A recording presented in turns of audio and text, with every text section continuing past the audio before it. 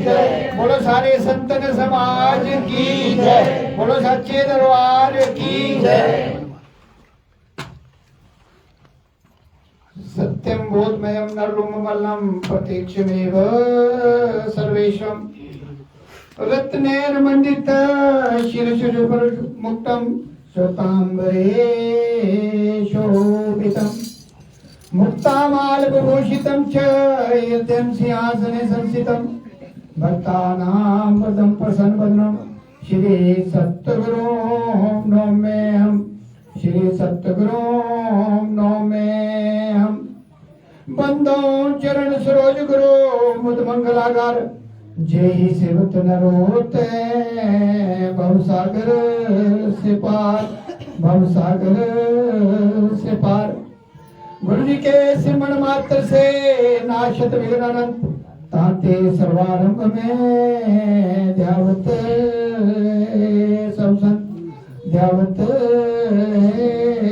संसंत जय ही खोजत ब्रह्मा थके सुर नर मुनि और देवा कहत कबीर सुन साधवा कर सतगुरु की सेवा कर सतगुरु की सेवा।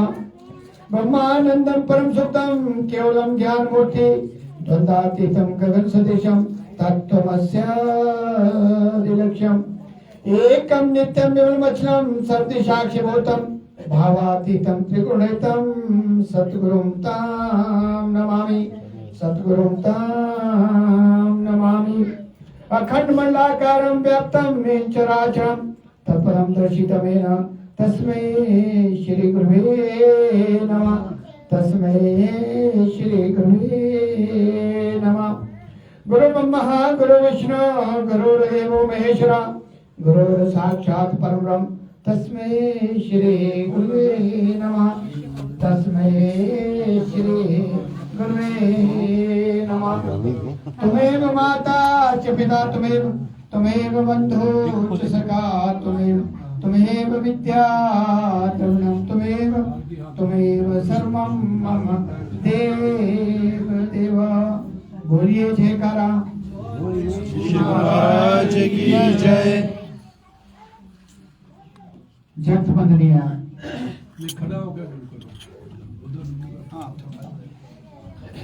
जगत बंदनिया प्रातः समरणीय अद्वैत मत के संस्थापक दादा गुरु श्री परमहंस दयाल जी महाराज जी के चरणों में मेरा साष्टांग दंडवत कोटि कोटि प्रणाम। सभी के हृदय सम्राट नगरी निवासी सतगुरु भगवान जी के चरणों में साष्टांग दंडवत कोटि कोटि प्रणाम। अम्बाला वाले सतगुरु महाराज जी के चरणों में साष्टांग दंडवत कोटि कोटि प्रणाम। आपके बीच में महात्मा जी अपना बहुमूल्य समय कल परसों से कंटिन्यू आपके एरिए में सत्संग कर रहे हैं। ये महापुरुष लोग अपना तन मन धन और सारा अपने शारीरिक कष्ट उठाते हुए हमारे बीच में आते हैं, तो हमें हर पल का लाभ उठाना चाहिए, क्योंकि ऐसा संगम कभी कभी बनता है जिंदगी में। तो इनके चरणों में मेरा सादर प्रणाम और भाई जी इनके साथ आए इनके चरणों में सादर प्रणाम। हमारे भाई जी नंदलाल जी को बहुत मुबारक कि आज हमें मौका मिला है इनके घर में आने का और सत्संग भी एक प्रयाग में नहाने का। इनको बहुत बहुत बधाई, इनके परिवार को बधाई और जितनी भी संगत जहां जहां से आई है सभी को मेरा सादर प्रणाम और प्यार भरा जय सदा दीजिए। तुलसी बाबा कहते हैं कि बिना सत्संग विवेक ना हुए राम कृपा बिना सुन न सोई। आज जो संगम बना है गुरु महाराज की हम सभी जीवों पर एक महती कृपा हुई है कि हम उस सत्ता जहां से हम आए हमारा निज धाम वहां जाने के लिए जो ये हमारे को जीवन मिला है। जब हम माँ के पेट में थे तो हमारी लीब उस परमात्मा से जुड़ी हुई थी, लेकिन जब हम धरती पर आए तो टूट गई और टूटने के बाद हम काल और माया के जाल में फंस गए। और जो काल भगवान है जिसने हमें सारा शरीर दिया है, सबको दिया है, आंखें कान है, सब उसी का है। उस जंजाल से बचने के लिए महापुरुष लोग हमारे बीच में आते हैं, हमें रास्ता बताते हैं कि हमने अपने घर कैसे जाना है। अब जैसे आज मैं यहाँ आ रहा था तो मैं भटक गया रास्ते में, मैं कहीं आगे निकल गया क्योंकि मुझे पता नहीं था। इसी तरह जो जीव है हम और उस जगह का जो निज धाम का रास्ता बनाने के लिए हमारे बीच में महात्मा जी दिन रात प्रयास कर रहे हैं कि हम उस रास्ते को पकड़े। और जो हमने शब्द ली थी जब हम पेट में थे 9 महीने, उस नरक में थे, तो हमने वादा किया था पिता परमेश्वर से कि जब हमें इस जंजाल से निकाल दो और हम जब हम इस जंजाल से निकाल दिए जाएंगे और जब हम धरती पे होंगे मानव के रूप में, तो हम आपका ही नाम लेंगे। लेकिन 2-3 साल के बाद वो सारा हमारा जो चक्रव्यूह है वो चल पड़ता है और फिर हम उसी जंजाल में फंसते हुए रास्ता भटक जाते हैं। और अभी हम भटके हुए हैं, इसीलिए तो हम यहाँ बैठे हुए हैं। तो उसका सही रास्ता बताने का जो मार्ग है वो है सत्संग। जो मैंने भी कहा कि सत्संग में जाइए तज माया अभिमान, जितने जितने पग धरती धरे कोटि एक समान। जो आज आप यहाँ बैठे हैं, मैंने सुना है कि हर हफ्ते सत्संग होता है, आप बहुत लकी हैं। आपने पीछे गुरबाणी में लिखा है, पिछले जन्म शुद्ध कर्म अंकुर जब प्रत्यो, तब जाके ऐसा संगम बनता है जो आज बना है। हम सभी भाग्यशाली हैं कि हमने पिछले जन्म के शुद्ध कर्मों का अंकुर आज प्रकट हुआ है। इसीलिए आप सबको ये इस इतने बड़े दरबार, जो संसार का सबसे बड़ा दरबार है गुरु महाराज जी का, क्योंकि आप तो सभी विज्ञ हैं, नामदान वाले हैं और महाराज जी के प्रवचन सुनते हैं। तो गुरबाणी का जो शब्द है कि पिछले जन्म के शुद्ध कर्मों के, हमारे सभी के छोटा सा कोई अंकुर, जैसे आपने सुना होगा कि रत्नाकर डाकू जो था वो दुनिया को मतलब लूटता था, घर से जाना, उसने परिवार को पालने के लिए धंधा अपनाया हुआ था। तो हुआ क्या कि एक बार ऐसे ही महापुरुष रास्ते में चलते, पैदल चलना होता था, जंगल में जा रहे थे, उनको उन्होंने पकड़ लिया रत्नाकर डाकू ने।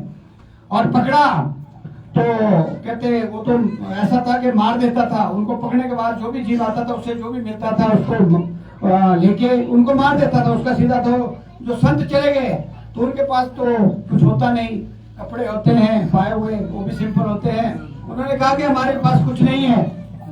तो कहा कि नहीं, जो भी आपके पास माल है वो निकाल दीजिए, नहीं तो आप मतलब आपको मार दिया जाएगा। उन्होंने कहा हमारे पास कुछ नहीं है। और उन्होंने क्या किया, उस रत्नाकर डाकू ने उनको एक उसमें पेड़ में बांध दिया। तो फिर उन्होंने कहा कि क्या लेना है हमारे पास, हम फकीर आदमी है, कुछ नहीं है हमारे पास। तो उन्होंने कहा, वो माना नहीं। तो संत लोगों ने कहा कि ऐसा है, तू ये काम किसके लिए कर रहा है?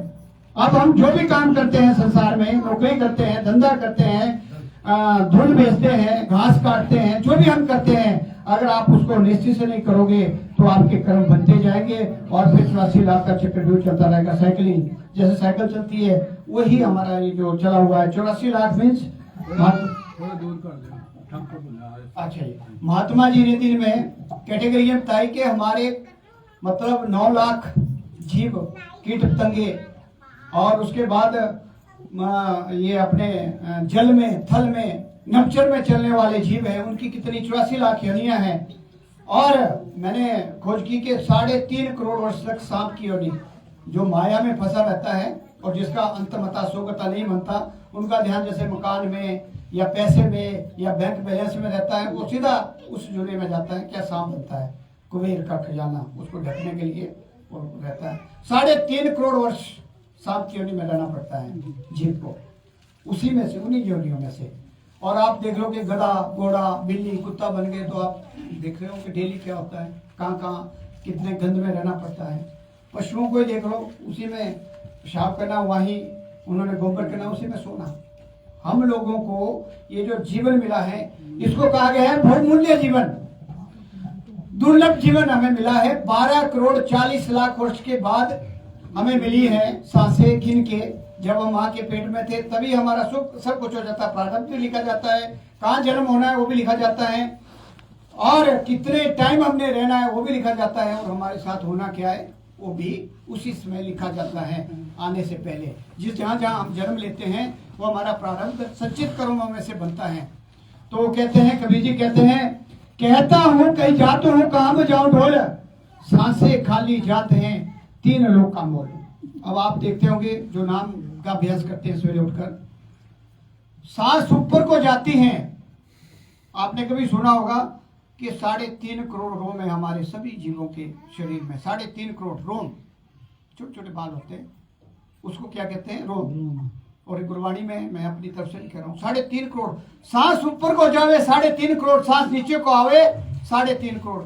और 6 सेकंड का प्रोसेस है सांस का। आपने देखना कभी जब अभ्यास करते हैं, 6 सेकंड में कितना फायदा हुआ? 7 करोड़। और आप कितनी माला कर लेंगे पूरे जीवन में? 108। ओम नमः शिवाय, ओम नमः शिवाय, ओम नमः। 108 कितनी बार कर लेंगे आप? इसीलिए नाम को क्या कहा गया है? पारसमणि। जैसे पारस लोहे में लगाओ सोना बन जाएगा, वैसे ही नाम जब हमारे अंदर चला गया, जब हम इसका अभ्यास करते हैं तो हमारे करोड़ों वर्षों से जब से हम आए हैं, कहते हैं नाम ही शिष्टा है और नाम ही दृष्टा है। जब से सृष्टि चली है नाम हमारे अंदर है, बाहर नहीं मिलता है। आजकल तो दुकानें खुली हुई है, वो नहीं है नाम। नाम हमारे अंदर है। वो तब से चला है जब हम इस पृथ्वी में हाथ खड़े किए थे हमने ऊपर सतपुरुष के पास, कि हमने ये जो उसने तपस्या की थी ना काल भगवान ने, उस प्रकाश को पाने के लिए, क्योंकि वो देखा बहुत ज़्यादा प्रकाश था, उसको पाने के लिए हमने हाथ खड़ा कर दिया। सबसे पहले भवानी ने किया था हाथ खड़ा वहाँ, ये जो भवानी माता की आप पूजा करते हैं उन्होंने किया था। उसके बाद हमने किया, भाई हम भी देखते हैं मजा रजा क्या होता है। और उनकी जेल में हम फंस गए, बंदे हम काल की जेल में बंदे हम सभी। और इससे निकलने का साधन है ये जो आज बना हुआ है संगम प्रयाग, जिसमें महापुरुष लोग आते हैं। दर्शन मात्र से ही हमें पता नहीं कितना लाभ मिल जाता है, दर्शन मात्र से ही, ऐसा महापुरुषों ने कहा हुआ है, जिन्होंने प्रैक्टिकल किया हुआ है। वाणियों से अंदर की वाणी जो निकाली हुई है, अपने को आत्म साक्षात करने के बाद जो शब्द निकले हैं, आप पढ़िए सहजो भाई को पढ़िए, पलटू साहब को पढ़िए, कबीरदास जी को पढ़िए, चरणदास जी को पढ़िए। उन्होंने अंदर की वाणी हमारे को प्रकट रूप में दिखाई है कि हमें जीवन को कैसे जीना है। जीने की कला, मरने की तैयारी, दोनों चीजें। क्योंकि जाना तो एक दिन सबने, जो पृथ्वी पर आपने देखा जिन्होंने मौत को भी बांध लिया था उनको भी जाना पड़ा, बड़े बड़े वरदान लिए भोले शंकर से, उनको भी जाना पड़ेगा, हमारे को भी जाना है। और हमारी सांसें, अभी मैं सांस की बात कर रहा था कि कहता हूँ कहीं जाता हूँ कहाँ में जाऊँ ढोल, कबीर जी कह रहे सांसें खाली जाते हैं 3 लोग का मोल। अब आप देखो, आप इस बात को ध्यान रखना और इसको रजिस्टर में नोट करना। आज के दिन आपने सवेरे से 24,000 सांसें सवेरे और शाम में लिए, आपने अपने लिए कितने ली? सभी अपने से अंदर से पूछिए प्रश्न। आपको नाम तो मिला हुआ है। अब कौन 4 बजे उठा, किसने दिन में रोटी बनाते की, किसने घास काटते वो किया, वो शाम को आप नोट करिए, क्योंकि 2.5 घंटे बताया गया है। 10वां हिस्सा 24,000 का 10वां हिस्सा 2,500 होता है। 2,500 सांसें आपकी नहीं है, वो गुरु महाराज की है, जब से आपने नाम ले लिया। अगर आपने नहीं दी तो आज से आप रजिस्टर लगाओ कि हमने नाम तो ले लिया, शब्द भी ले ली, लेकिन हमने किया क्या? अपनी कमाई क्या की? बाकी कमाई तो हम करें, वो संसार के लिए होगा। कहते हैं पत्नी दीवार तक, ये जो सारा समाज है शमशान तक, और बेटा बेटी अग्निदान तक। उसके बाद क्या है? आप अकेले, वहां कोई नहीं होगा आपके साथ। आपके कर्म, आपने नाम जपा होगा, कुर्मा जी की चरण ली होगी तो सीधा रास्ता मिलेगा, नहीं तो फिर यमदूत बच्चे लेके खड़े होंगे और तभी वो चुबूड़ निकलता है। मैंने तो देखा प्रैक्टिकल, अंदर से ना वो बंद कर देता है, जुबान को पकड़ लेता है। 1000 बिच्छू एक बार में काटते इतना दर्द होता है इंसान को, तो चुबूड़ कैसे निकलेगा? बुरा हाल होता है उसका। उससे बचने का रास्ता, इतने बड़े महापुरुष आपके बीच में आए हैं। और अगर तब भी हम सोए रहे, सोने का मतलब क्या है? ये नहीं कि हम सो गए। सोने का मतलब क्या है? जितने भी हम काम कर रहे हो भी सोना है। सोने का मतलब है कि अगर आप इनसे जुड़े नहीं रहे, भगवान से नहीं जुड़े रहे, वो सोना है। और अगर आप सोने से पहले शाम को 10 मिनट इनका ध्यान करेंगे, पूरी रात आपकी उसमें जाएगी ना, वो आपके खाते में लिखी जाएगी। वो कमाई होगी, असली कमाई। बाकी तो संसारी कमाई है हमारी, हम कर रहे डेली, सब कमा रहे हैं, तनख्वाहें मिल रही है, कोई दूध बेच रहा है, कोई खेती कर रहा है, कोई टमाटर, ये तो हम संसार के लिए कर रहे हैं, उसमें कुछ भी नहीं जाएगा हमारे साथ। हाँ, उसमें ये जरूर है कि जो आप पुण्य करेंगे, मान लो आप 4 धाम करते हैं, मंदिर में जाते हैं, मस्जिद में जाते हैं, गुरुद्वारे में जाते हैं, अपने मंदिर में जाते हैं, बाबा बालकनाथ के मंदिर में जाते हैं, पुण्य बनता है 1। तीर्थ गए 1 फल, संत मिले फल 4, सतगुरु मिले अनेकों फल, कहे कबीर विचार। अनेकों फल मिलते हैं जब संत महापुरुष ऐसे आते हैं। ये प्रयाग कहा गया, तीनों नदियों का जो संगम होता है, ये एक संगम है। इस संगम में नहाने से हमारे जितने भी पिछले कर्म है, जैसे मैंने बताया कि पारस को टच करने से, लोहा का टच करता है तो सोना बच जाता है। जब नाम का हम अभ्यास करेंगे तो हमारे अंदर जो वो भरा हुआ है ना, सारा पूरा भरा हुआ है, पूरा भारी लदा हुआ है हमारे को कर्मों ने, वो धीरे धीरे धीरे जैसे एक तिल्ली लगा देते हैं ना कुन्नू में, भस्म हो जाता है। जैसे ही हम नाम का अभ्यास शुरू करेंगे, संचित कर्मों का हमारी सफाई शुरू होती जाएगी।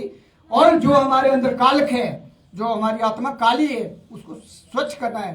आत्मा परमात्मा, आत्मा क्या हुआ, जो हमारे अंदर जो ढकी हुई है, इसको कहा गया है कि समुद्र है पहले, ये मन क्या है समुद्र, उसके बाद 7 धाराएं हैं आगे, 7 बड़ी बड़ी धाराएं, ये आपको तब लगेगा पता जब अभ्यास करेंगे। उसके बाद वो दबी हुई है हमारी आत्मा, उसको परम बनाना है हमने। परमात्मा मतलब आप ही, अहम ब्रह्मास्मि, मेरे अंदर ही ब्रह्म है। मतलब जब हम अपने को जान लेंगे तो वो सारा हो गया, मैं कौन हूँ। महात्मा जी बार बार कहते हैं कि आपने इतना ही पूछना है कि मैं कौन हूँ, ये जानना है। प्रश्न 4 है कि मैं कौन हूँ, मैं कहाँ से आया हूँ, मैं कहाँ से आई हूँ, मुझे कहाँ जाना है और मेरे आने का मकसद इस संसार में क्या है। ये प्रश्न है हमारे पास, लेकिन हम सब भूल जाते हैं काल और माया के जाल में फंस के। कोई कहीं फंसा हुआ है, कोई कहीं फंसा हुआ है। इस तरह से हम अपने इन सांसों को, अब सांसों की बात चल रही थी, तो हमने 2500 सांस से ये जो कहते हैं कबीर जी का जो दोहा है, इसमें कहा है कि कहता हूँ कहीं जाता हूँ काम जाऊँ ढोल, सांसें खाली जाते 3 लोक मोल। 14 भुवन, इस पूरे हमारे जो चलती है प्रकृति, 14 भुवन 3 लोक हैं। इनकी संपत्ति हम एक तराजू में रख दें और फिर एक सांस मांगे, नहीं मिलेगी। एक बार क्या हुआ कि एक बुजुर्ग था, वो सत्संगी था, मतलब उसकी वो आयु 92 साल हो गई थी। तो बच्चे थे 3, बड़े बड़े हो गए थे, उनकी उम्र भी अच्छी हो गई थी। उन्होंने कहा, क्योंकि उन्होंने एक्सप्रेस देना था, आप जैसे अभी बैठे हैं, उन्होंने कहा कि जाओ, कि तो मैंने इतना मकान बनाया है, इतना मेरा सोना है, इतना मेरा बैलेंस है, सबको ले जाओ और मुझे एक सांस ली है, खरीद के लाओ। बच्चों को बोला आपने। तो बच्चे लगे सोचने, ज्ञान तो नहीं था, ज्ञान होगा तब तो उन्होंने बताना था, ज्ञान नहीं था। तो वो चले गए, देखते हुए पापा जी की लास्ट इच्छा है कि ये एक सांस मिले, मैं थोड़ा सत्संग कर लूँ। तो चले गए, लेकिन कुछ नहीं मिला। फिर आगे वापस, ये तो हो नहीं सकता, कहते ये सारी संपत्ति देने के बाद नहीं मिल सकती है, ऐसा प्रकृति का नियम नहीं है। तो फिर उन्होंने कहा, तो यही तो मैं सारा जीवन आपको कहते आ रहा हूँ कि जो सांसें हमारे को मिली हुई है, किन किन के मिली है, 24,000 खर्चा दिन और रात का, और आमदनी आपकी 0। यहाँ तो आगे ये आपकी घड़ियाँ स्वर्णिम अक्षरों में लिखी जाएगी, जो आप आगे सत्संग में बैठते और भी आते, लेकिन इंडिविजुअल को करना पड़ेगा। ये बोलते हैं ना 7 फेरे लेते हैं, भाई ये पत्नी को वो मिलेगा, पंडित लोग कहते हैं भाई पत्नी को अगर अच्छे काम करेंगे तो बुरे करेंगे तो उल्टा, सब समझाते हैं आपको। मेरे ख्याल जब वो 7 फेरे के बाद होता है, देते हो, मैंने देखा है, वो कुछ नहीं है, सब भ्रमजाल है। अब आप ये बताओ कि जो दवाई आप खाओगे, क्या आपके हस्बैंड को लग जाएगी? आप बीमार है नहीं, या वो बीमार है, आप दवाई खाओगे ठीक हो जाएंगे? होता है नहीं होगा। ये सारा भ्रमचाल है, इसे निकलना है बाहर। इस सत्संग का नाम ही तो है सत्य को जानना, सत्य को जाना, उस सत्ता के साथ जुड़ना, अपने चित्त को उस भगवान के साथ लगाने को ही सत्संग कहा जाता है, कि जहाँ सत्य का ज्ञान होता है। तो जो हमारी सांसें खाली जा रही है, कहने का मेरा भाव है कि जो सांसें हम, जैसे आज का दिन निकल गया, दोबारा जिंदगी में नहीं आएगा, और जो सांसें आपने आज खर्च कर ली वो दोबारा नहीं आएगी। काल करे सो आज कर, आज करे सो अब, पल में परले होएगी, बहुरी करेगा कब। हम क्या कहते हैं, कल देखेंगे, यार परसों देखेंगे, चौथ देखेंगे। पढ़ाई में भी हम ऐसे करते हैं, घर के काम में भी ऐसे करते हैं, और इसमें भी ऐसे करते हैं, नाम में भाई देखेंगे देखेंगे, वो देखते देखते विकेट उड़ गई। फिर पछताए होत क्या, जब चिड़िया चुग गई खेत, अच्छे दिन पाछे गए, गुरु से किया ना हेत, अब पछताए क्या होते जो चिड़िया चुग गई खेत। फिर हम बोलते, जब उसमें होते हैं ना लास्ट डेथ बेड में, तो पिक्चर आती है सामने, फिर गलानी होती है। वो महाराज आते थे, समझाते थे, सिर पाड़ पाड़ के समझाते थे 2-2 घंटे। हमने कुछ नहीं किया, हमने सुना, बाहर जाके फिर वही 3 के 13। इन चीजों को समझना है, ये नहीं क्या है यहाँ टाइम पास किया और फिर घर में ठटपट। जो चीज यहाँ समझाई जाती है, ये एक ऐसा कॉलेज है जहाँ वाणी मार्ग का आपको पूरा ज्ञान दिया जाता है, और बिल्कुल सहज। आपको क्या बढ़िया दिया है, पोथी पढ़ी पढ़ी जगमुआ, पंडित बयाना कोई, 2.5 अक्षर प्रेम के, 2.5, केवल 2.5। कितना होता है 2.5? 2 मुट्ठी और आधा, 2.5 अक्षर प्रेम के पढ़े सो पंडित हुए। अब हमने क्या किया हुआ है, सारे पता नहीं क्या क्या हमने, ये फलाना है, वो ऐसा है वैसा है। अरे 4 वर्ण हमारे शरीर में है, चारों वर्ण हमारे शरीर में है, लेकिन समझने की बात है, समझ नहीं आती। आपने पढ़ा होगा या सुना होगा, 4 वर्ण हमारे शरीर में, और हमारे काम करने के लिए बांटा गया है। किसी का काम है, जो जिसने जूते बनाने जूते बना सकता है, मैं थोड़ी बना पाऊंगा। वो जिसको कला है उसको वही बनाएगा, और जिसने वो सूत काटना है वो सूत काटेगा, दूसरा तो नहीं कर सकेगा। मान लो मैंने लॉ की हुई है, मैं वही कर सकता हूँ। मैं दूसरे काम, मेरे को बोलेगा भाई आप फिजिक्स पढ़ाओ, मैं फिजिक्स पढ़ा सकता हूँ। इसी तरह हमारे को भ्रमित किया हुआ है। उस भ्रम जाल से निकलने के लिए इस सत्संग का होना अति आवश्यक है। जो आप लोग आ रहे हैं उसको समझना है। ये नहीं है कि 2 भजन गाए और घर में जाके फिर भूल। भजन में भी बहुत अच्छी चीजें बताई, अभी दोनों जो भजन गाए बहुत अच्छी चीजें, लेकिन आपने अगर कैच की होगी, कैच करना पड़ता है, यहाँ अपना ध्यान लगाना पड़ता है। और हमारे महापुरुष कहते हैं कि 4 प्रकार के लोग आते हैं सत्संग में। कैसे कैसे? ऊंगे, चुंगे, सूंगे और डूंगे। अब आपने अपनी कैटेगरी को देखना है। ऊँगने वाले आए, देखा थोड़ी देर, फिर ऊँगना शुरू हो गया। फिर आते सूंगे, वो कुछ देखते हैं, महाराज ने क्या पाया, मैंने क्या पाया, क्या बोल रहे, थोड़ी देर देखेंगे। फिर तीसरी कैटेगरी आती है, ऊँगे, सूंगे, चुंगे। वो थोड़ा सा ध्यान से सुनते, बिल्कुल कंसंट्रेट होके, बाहर जाके फिर कुछ नहीं। एक होता है डूंगे। अब आप सारे मेरे को डूंगे लग रहे हैं, क्योंकि जो यहाँ बैठकर जो प्रवचन दिए जाते हैं, जो बताया जाता है, क्लास में जो लेसन बताया जाता है, उसका प्रैक्टिकल रूप में जाने के बाद आप उसको प्रैक्टिकल रूप में डालते, उसको कहते हैं डूंगे। और आपको डूंगे बनना है। ऐसा ना हो कि आए, टाइम पास किया, फिर वही गंगा गई गंगादास, जमुना गए जमुनादास। ऐसा नहीं करना है। मतलब हमें ये सीख लेनी है। ये महापुरुष देखो कहाँ से चल के आए, कितने दूर से आए। 6-6, 7-7 घंटे का सफर है। हम थक जाते हैं, हम 2 घंटे में थक जाते हैं। 6-6 घंटे आके आपके बीच में बैठे रहो। देखो सवेरे मेरे ख्याल कल से हम 4 या 5 सत्संग कर चुके हैं, उसके बाद भी थके नहीं है। और हम इनका पूरा लाभ नहीं उठाएंगे। ऐसे ही करेंगे जैसे भी जयकारा में नहीं बोल रहे थे आप लोग, मैं देखा जयकारा में भी वारी जयकारा बोलने से भी हमारे पता नहीं कितने कर्म साफ हो जाते हैं। गुरु महाराज इतना बड़ा दरबार है ये, इसको समझो, इसकी वैल्यू, इस दरबार की वैल्यू पूरे संसार में सबसे बड़ा दरबार है। और आपको मैंने बताया कि 7 करोड़ का फायदा 6 सेकंड में मिल रहा है आपको दीक्षित होने के बाद। ऐसे नहीं होगा, ऐसे एक ही मिलेगा आपको। आप जितने मर्जी धाम कर लो, जितनी मर्जी मालाएं कर लो, जितने मर्जी मंत्रों में जा लो, एक मिलेगा, एक का फल एक मिलेगा। और जब हमारे यहाँ से यात्रा शुरू होती है, रास्ते में खत्म हो जाते हैं पुण्य। धर्मराज के बाद जब हमारी हाजिरी लगती है, जब फाइल खुलती है, वहां तक पुण्य खत्म हो जाते हैं। फिर 84 लाख में चलो साइकिलिंग, फिर 12 करोड़ 40 लाख घूमो, फिर आओ। आना तो इसी रास्ते से जाना पड़ेगा हमारे, क्योंकि नाम ही सृष्टा है और नाम ही दृष्टा है। जब से सृष्टि चली है आपके साथ है, और जब तक आप उस निज धाम में नहीं पहुंच जाते, उसमें विलीन नहीं हो जाते, तब तक वो साथ रहेगा। और उसकी जो युक्ति है हमारा जी ने आपको बताई है। तो इस चीज को समझना है। सत्संग तो बहुत देर तक चल सकता है। मैंने आपको बताया, मैं ज्यादा समय नहीं लूंगा, क्योंकि आपको कंटिन्यू आते रहेंगे। हमारी बात इन्होंने ये भी आते रहो बीच में।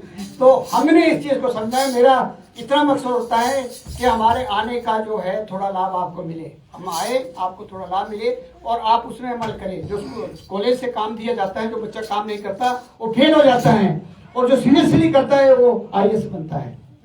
और इस मार्ग में भी ऐसा ही है।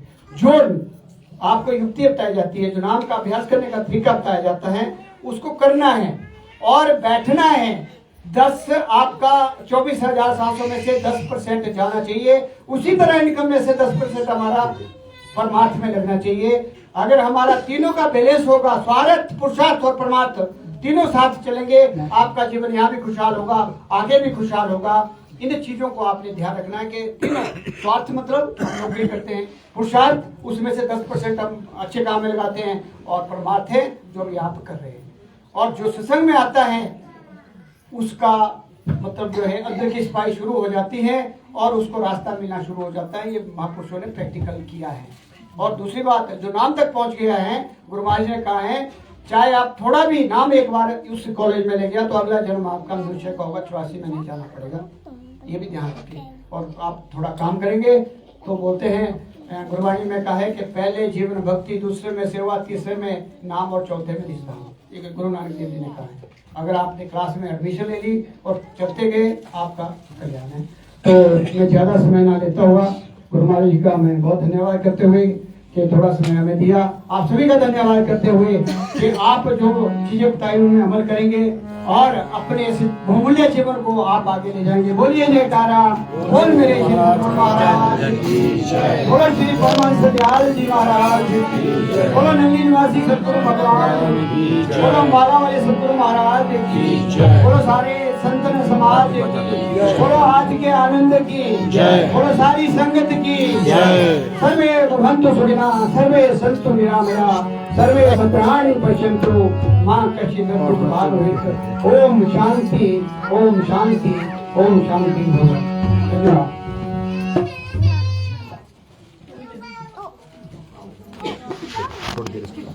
मैं अच्छा जेब में बोलिए जयकारा।